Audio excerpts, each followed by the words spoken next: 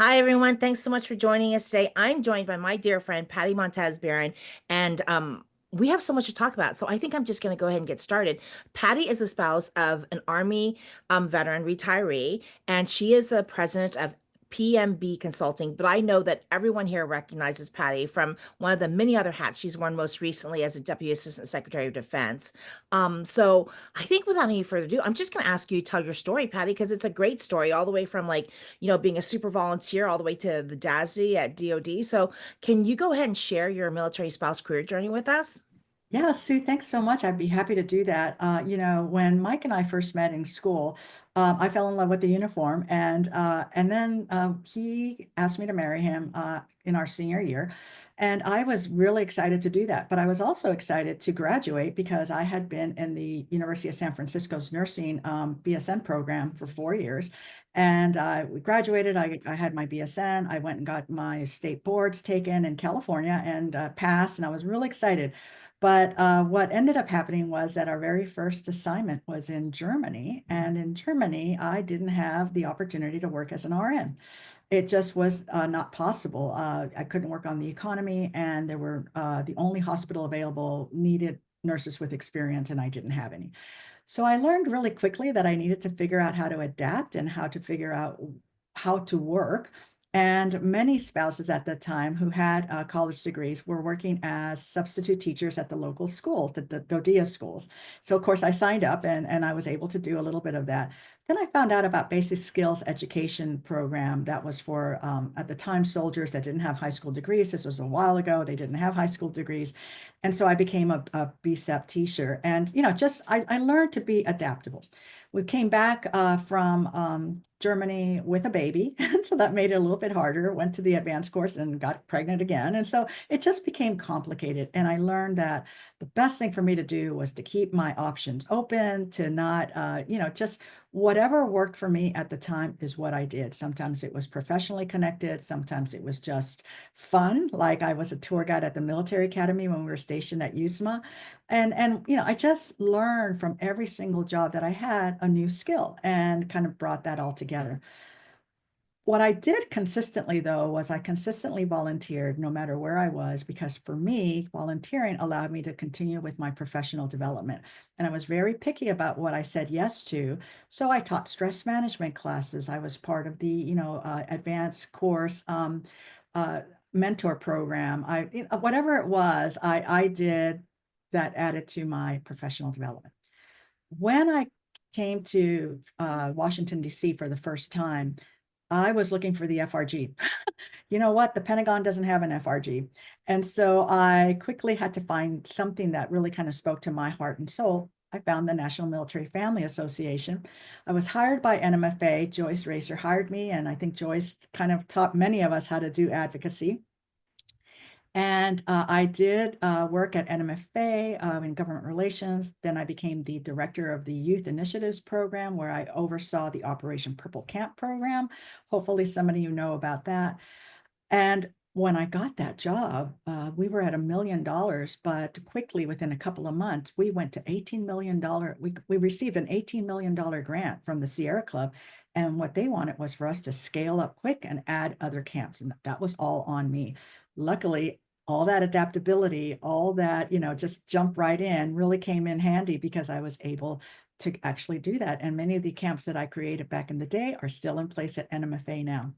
I then went to 0 to 3, where I was there for about a year and a half. I loved, I love infants and toddlers and that like young, child development. But then Sylvia Kidd, who was at the Association of the United States Army, she retired and called me and said, "Patty, apply for my job." And I thought, I can't do what Sylvia does, but I applied anyway, because if you don't apply, you don't get. And so I ended up getting the job. I was at AUSA for many years. And then this email came across my desk that said, if you want to work for the Biden-Harris administration, send your resume here. And I just laughed at it, and I showed my husband and my kids, and they went, "What are you laughing about? You need to do this." And I said, "Oh my God, no way." But they insisted, and I did, never expecting that I would get an offer to interview.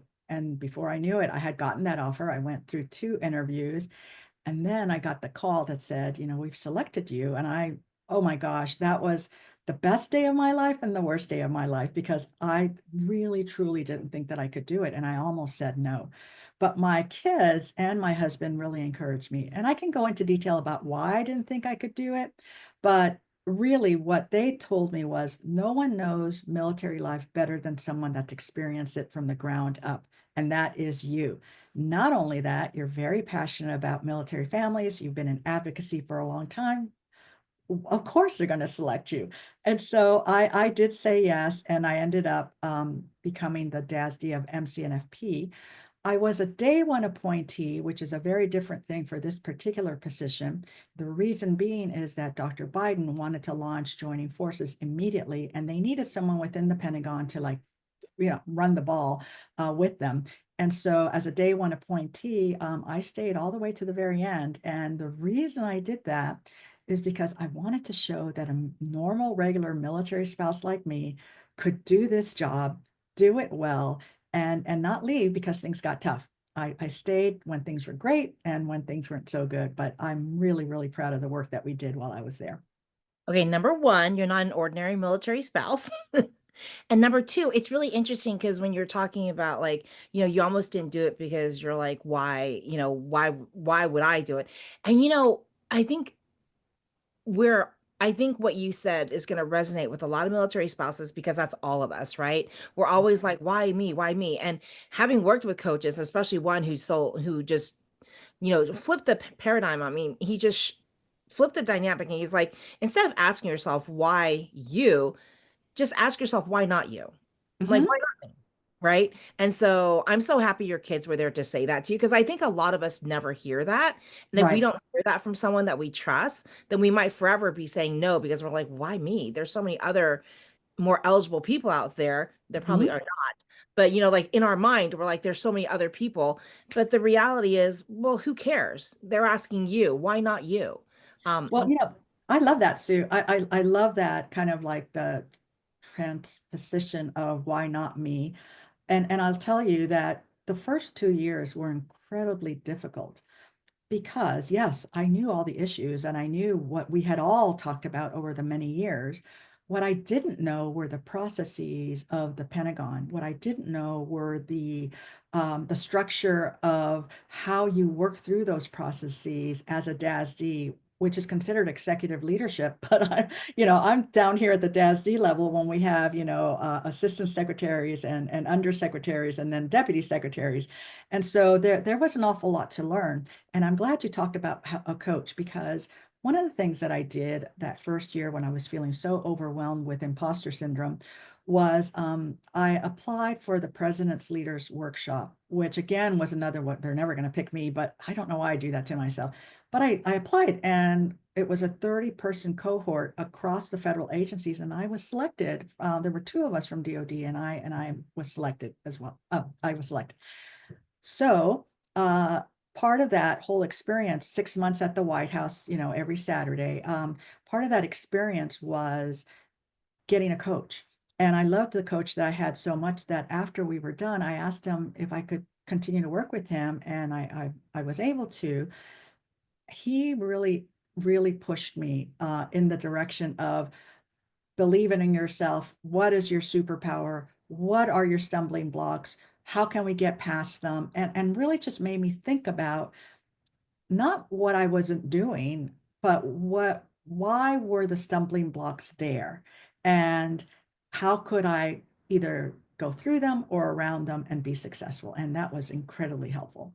No, it is, and I think having that trusted person who's just there for you, is incredibly valuable, and I mean, I talk about that all the time with people. I'm like, "We don't get a commission for telling you to work with coaches." We're just saying we just have worked with coaches and I mean, because they teach you things that you're not gonna come to naturally. You just Mhm. don't organically learn these things. You need someone to kind of push you, so I love that. And when you were saying that you had some challenges, I have to think that one of the challenges was also the expectation from the community because I think that's really hard where challenging, I guess. Where when it's a military spouse who is elevated to a position, then all of a sudden the community has this crazy expectation that you're going to change everything overnight. And I think that you balanced everything very beautifully, like very elegantly, because how, like how was it like managing those expectations from our community, but also like you're not a turncoat. Like you didn't just, take off your military spouse hat when you went into the government. You Mm. brought us all with you. But sometimes that's hard to convey to our community because everyone is so impatient. Yeah, that's a great point, Sue. I know that there were an awful lot of cheers that went up when my name was listed, but I also know that there was a lot of people that in their hearts and in their minds were, wow, can Patty do this? I am a very collaborative, friendly, nice person.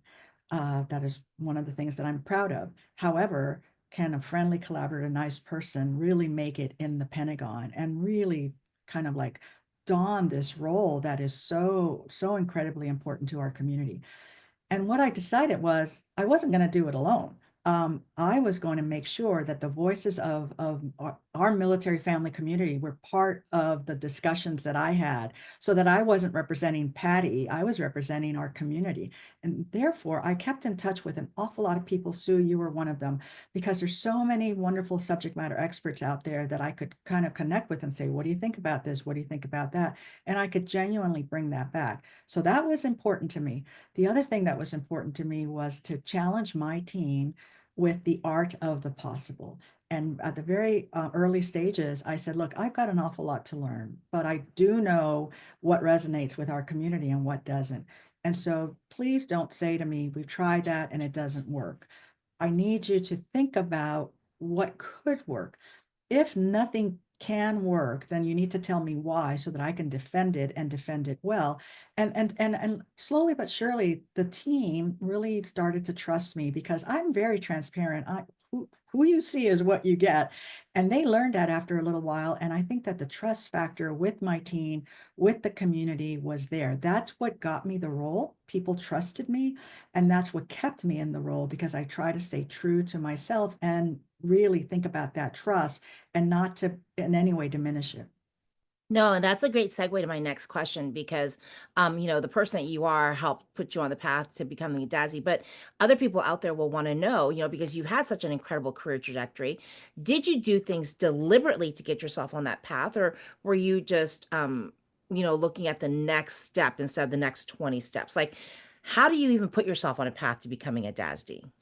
Yeah, that is a great question as well. I will tell you that there are people that will do that, will put themselves on a path to hopefully become a political appointee one day. I had no idea what a political appointee was. I mean, I knew, but I didn't know the process or how that worked. So from day one to the day that I was selected, there was no thought in my mind, I'm going to do this and this and this because it's going to lead me there. Right. What I wanted to do was to be the voice and the advocate for the families that I was close to. So when I was a second lieutenant's spouse, I really supported that battalion. When I was a captain's wife, I really supported our company, and on and on and on. And then when it got to the point where we were out of battalion and now we were in DC, like I said, where's the FRG? I'm used to doing this at that ground level. That's when I went to the advocacy military service organizations. And I was really lucky again to work for Joyce Razor, who really knew how to do certain things. Now, Joyce and I are very different people, and we don't have the same personalities. But what I learned from her was that stand tall because no one can deny your experience. You'll learn what you need to learn, but be true to that experience. No, that's awesome. And I think you're uniquely position to answer this question for me because this is something that everyone always asks, and that is, what kind of notice do you get before the next big thing? Because you've had several next big things, right? You had big jumps, like when Sylvia called you to take her place as AUSA, head of AUSA family programs. That's a big thing. When you went to go be the head of 0 to 3, that was a big thing. And when you were put in charge of scaling a program from 1 million to 18 million, that's a big thing. And I kind of think I know the answer to this because you kind of answered where you just get a check and all of a sudden you're scaling, or you get a phone call. But like, do you get any other kind of notice like in your gut? I mean, how do you even prepare for the next big thing? You don't. I didn't. When I was not able to work as an RN, and I did all these other jobs, I also volunteered at Army Community Service, and they saw something in me, and they asked me to do certain things as a volunteer, which Right. raised my level of visibility, if you will. And I think that's part of it, right? Is like you somehow stand out a little bit. And I'm not saying, I was out there cheering myself on, but I did take those risks to say, you want me to teach stress management? Sure, I can do that. You want me to teach Maslow's hierarchy of needs? Sure, I can do that because my, nursing helped me figure that out. As things got a little bit more complicated, again, it was just feeling confident that the skills I was learning were one day going to come in handy. And even the tourist, being a tour guide at West Point, public speaking was something that I learned really quickly. But I did not have an awful lot of advance notice for any of those things. Certainly not for AUSA, certainly not for the DASD role. As a matter of fact, I think I got offered the job in December, but it was like this really weird period of time where you couldn't talk about it at all. You couldn't mention it to anyone. That's the worst. It's the worst because they say if you do, we're going to take it away from you, Right. so you don't say a word. You can't tell anybody in case like your background check doesn't come through and then it'd be Exactly. humiliating. I mean, like they scare you. That is the worst. That's exactly right. And so then when I finally got the notice that, yep, you're good to go, it was so the president was sworn in on the Tuesday after Martin Luther King's birthday that year of 21. They called me that Sunday. So actually, they called me that Sunday and said, "Can you be at the Pentagon at 8 o'clock in the morning on Tuesday?" It's You're like, like, yeah, I and, guess. and so it happened very quickly. But the one story that I want to tell is about continuing education. Because every time I've gone somewhere like at AUSA, the Family Readiness Directorate was almost its own little nonprofit in a way. We were the only ones talking family issues within the AUSA. And I had an awful lot of carte blanche, but I didn't want to blow it. And Sue, you and I did this together. I decided I need something more. And we went to Georgetown University and worked through the program that gave us an executive certification in nonprofit management. That was very helpful. When I got to a certain age and I looked at myself and said, wow, you're that age, I ended up going to Harvard Kennedy School of Government because, and that both of these things out of my own pocket, right? Bless my husband for believing in me. And when I went to Harvard, I took a course in Women and Power.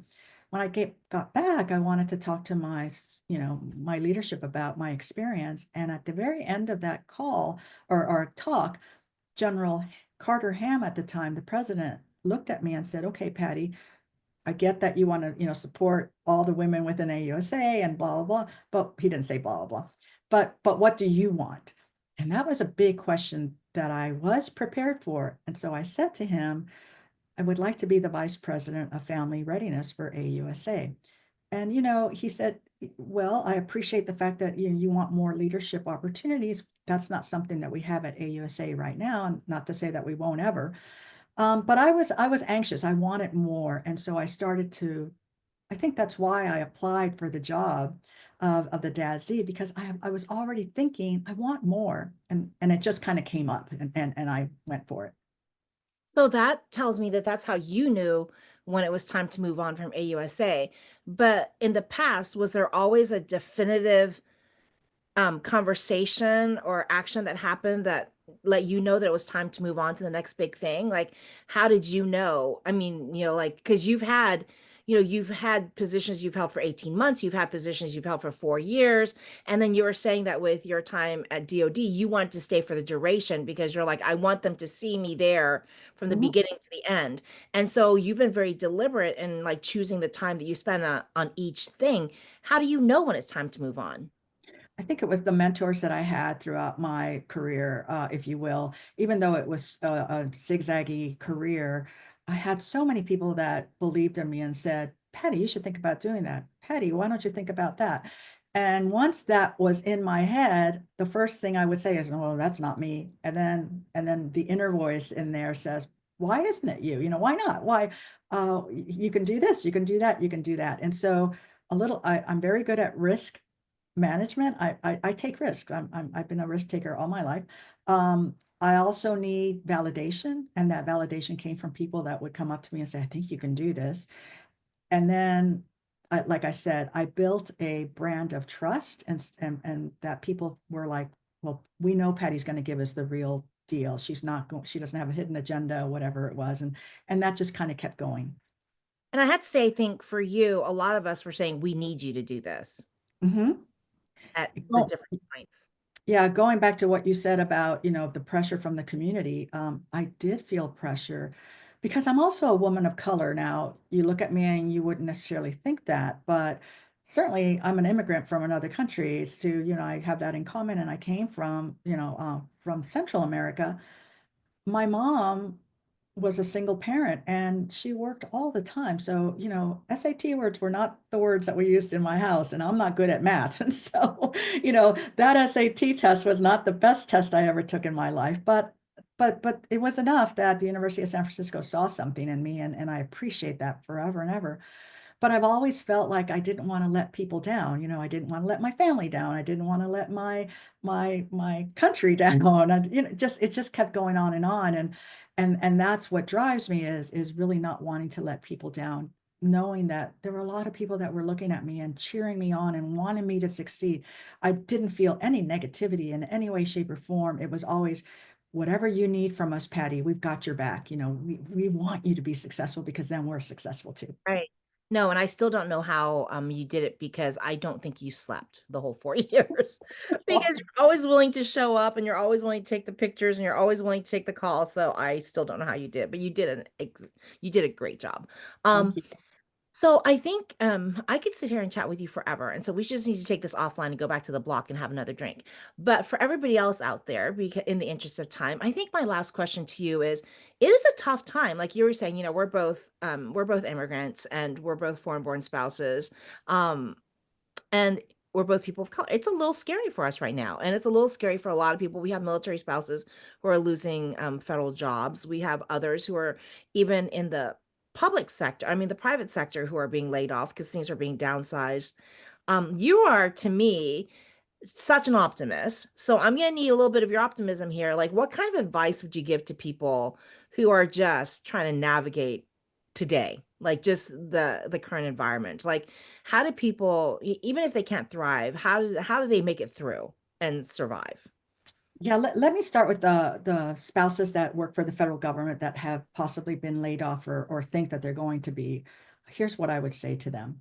You have just been trained by one of the hardest organizations in the world, and that is the federal government of the United States of America. The skills that you learned are amazing. And so your ability to take those skills and go to the private sector, I think, are going to raise you a bit higher in the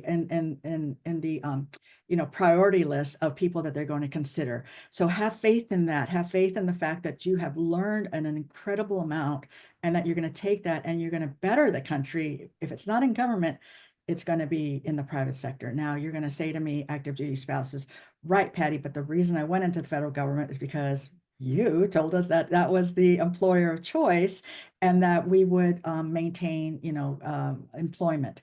And I know that, and I hate that this has happened. Believe me, I've had many sleepless nights since all of this has occurred. So what I continue to do, what Sue, what you do with all the people that we talk to, and we have an awful lot of people that we talk to, we continue to talk about hiring military spouses and providing them the ability to maintain their employment even during PCS moves. And there is a precedent for that already, and we know it works. We know spouses do incredible when they have that opportunity. And so it's up to all of us advocates to continue to advocate now on the private sector for those remote jobs. As far as what I see happening out there, yeah, I'm not going to lie. It's gut wrenching. It's gut wrenching in so many different ways for us, because there's many communities that many of us are a part of. I think that being a part of the discussion, calling people on false information, whether it's on your Facebook page or whatnot, doing it in a respectful way, but saying, actually, that's not true. And knowing that you're not going to change people's minds necessarily. What's going to change their minds is when it starts to affect them. and it's starting to affect them now. And then, of course, those marches that we saw this past Saturday, I think those are going to continue. And when we start getting people that don't normally march, but all of a sudden feel compelled because this is too important, then we've got a movement.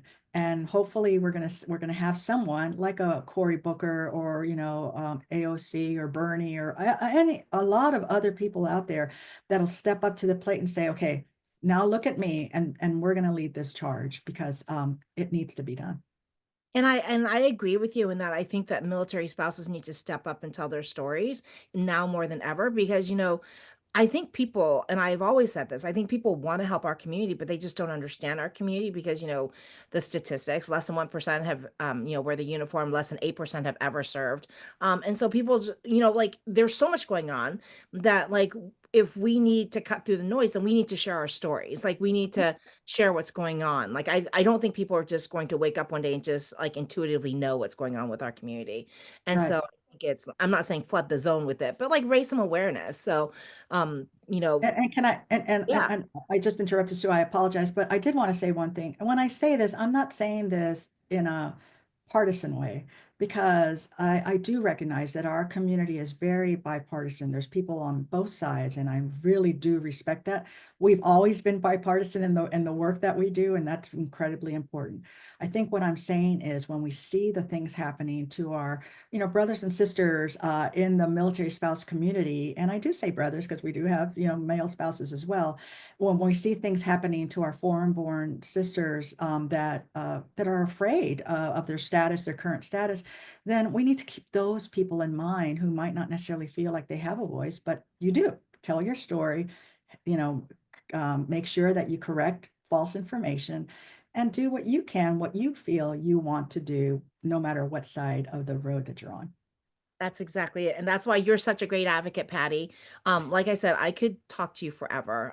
But I guess we'll close here because of time. And I want to thank our friends over at USA for making these conversations possible. And I want to thank Patty for taking time out of your very busy schedule to join us.